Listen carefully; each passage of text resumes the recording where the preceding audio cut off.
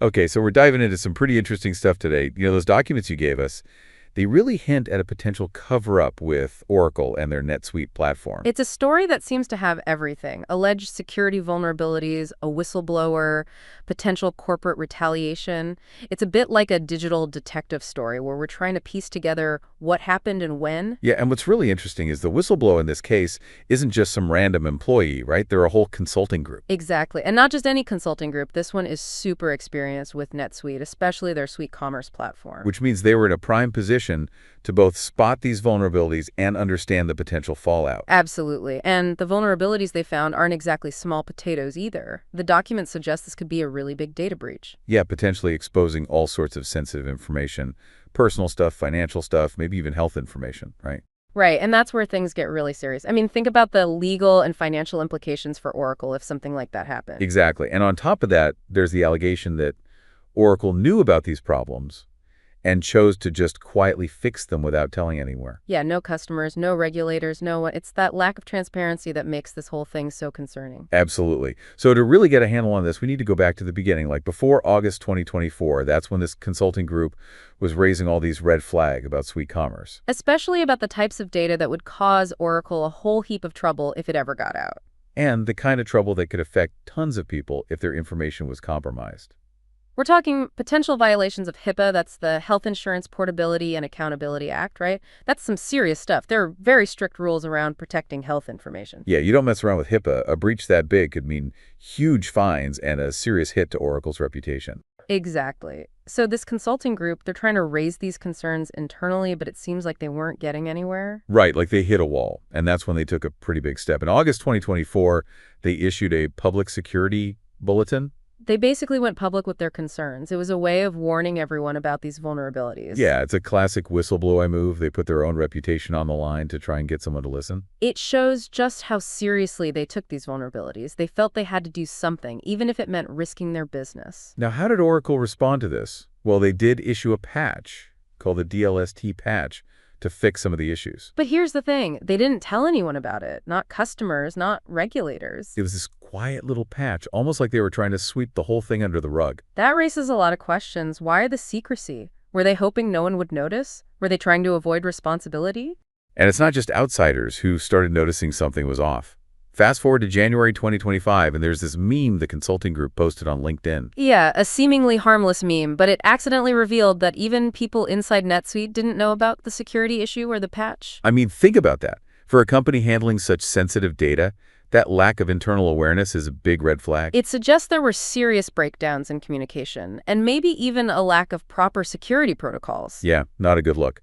And that's when things really escalated. The consulting group decided to take their concerns to the next level. They filed formal whistleblower complaints with several global regulatory bodies. We're talking the FCC, the SEC, GDPR authorities in Europe, even some state attorneys general. These are not groups you want to be on the wrong side of. These are powerful organizations with the ability to launch investigations, hand out fines, and even force companies to change how they do business. So this is no longer just about a technical issue. It's become a full-blown legal battle with serious consequences. And while the allegations are still being investigated, the evidence the consulting group has compiled is pretty damning. It really paints a picture of a potential cover-up, a culture of silence, and a company that might not be taking data security as seriously as it should. And that's a big deal. It has the potential to affect all of us in some way. And it's important to remember this is still unfolding. We're going to keep digging into this in the next part of our deep dive. We'll be looking at specific allegations of retaliation against the consulting group and what might happen to Oracle as a result. So stay tuned because this story is far from over. One thing that's really jumped out at me in this whole thing is the sheer amount of evidence the consulting group has, Like, they didn't just complain, they documented every single thing. It's true, yeah. They have system records from NetSuite, user logs, IP addresses, the works. It's not just, like, their word against Oracle's. Right, and then you've got those public comments on LinkedIn, internal Oracle communications that seem to back up their claims. It's a pretty detailed picture they've painted. And it really gives you a sense of how seriously they took this whole thing. Like, they knew they had to build a rock-solid case. Especially going up against a company like Oracle. Exactly. And it's not just about the technical stuff either. They're also saying Oracle retaliated against them for speaking out. Yeah, that's where it gets even more interesting.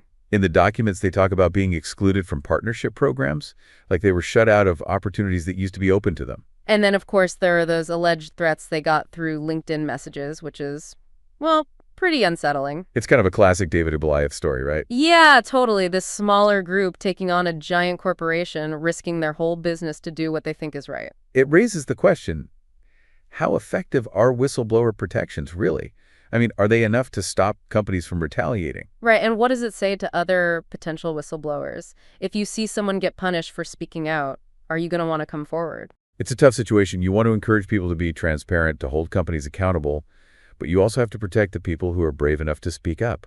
Because in the end, a culture of silence helps no one. Exactly. If people are afraid to say something, then problems just get bigger and bigger until they finally explode. And everyone loses. It's all about creating a space where people feel safe to raise concerns, where they know they'll be heard, where companies actually care about doing the right thing. And in this case, it seems like the consulting group felt they had no choice but to speak up, even if it meant putting themselves at risk. They were kind of like the canary in the coal mine, warning everyone about a potential danger that most people didn't even see. And they set off a whole chain reaction, didn't they? Exactly. I mean, these investigations could have huge consequences for Oracle, and maybe even change the way the whole tech industry deals with data security and whistleblowers. It shows that even one small group can make a big difference when they're willing to stand up and say something.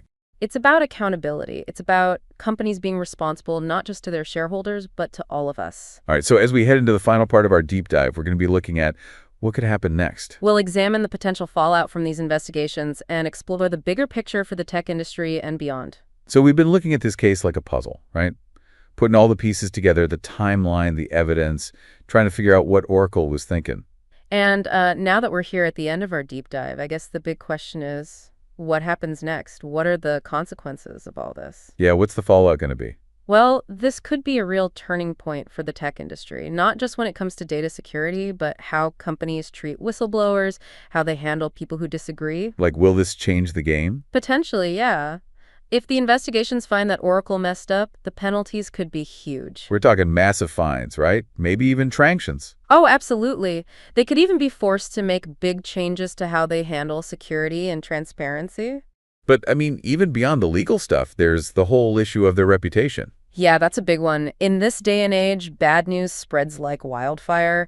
A scandal this big could really hurt Oracle's image. Make people think twice about doing business with them. Exactly. Lose customers, investors, the whole nine yards. And remember, this isn't just about some technical glitch, right? Yeah, it's about trust. Right. Trust, transparency, and what happens when someone tries to speak up and gets shut down. And those are issues that go way beyond just the tech world. Absolutely. Every company, every organization has to deal with these things. It's a reminder that trying to protect your reputation in the short term by, like, sweeping things under the rug. Right. That can really backfire in a big way. If you don't deal with problems head on, if you silence people who are trying to raise concerns, those problems are just going to keep growing. And eventually they explode and cause even more damage. So what's the lesson here for Oracle, for other tech companies, for everyone, really? Well, maybe it's time for the whole industry to take a good, hard look in the mirror. At how they're handling data security, how they're communicating internally, and most importantly, how they treat people who raise concerns. Imagine a world where whistleblowers are seen as, like,